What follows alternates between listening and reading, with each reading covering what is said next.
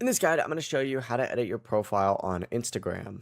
Before we get into this guide, make sure to like the video and subscribe to the channel with all notifications on. It really does help with the channel and it lets us know that you want more content like this.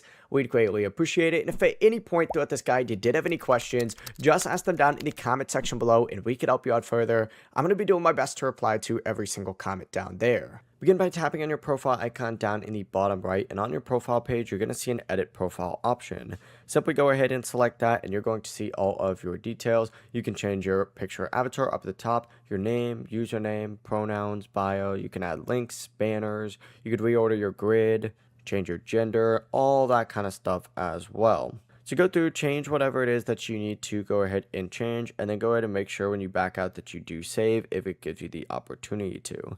That's the entire process. Before you leave this guide, make sure to like the video and subscribe to the channel with all notifications on. It really does help the channel and it lets us know that you want more content like this. We'd greatly appreciate it. If at any point throughout this guide you did have any questions, once again, ask them down in the comment section below and we could help you out further. I'm going to be doing my best to reply to every single comment down there. Have a great rest of your day though.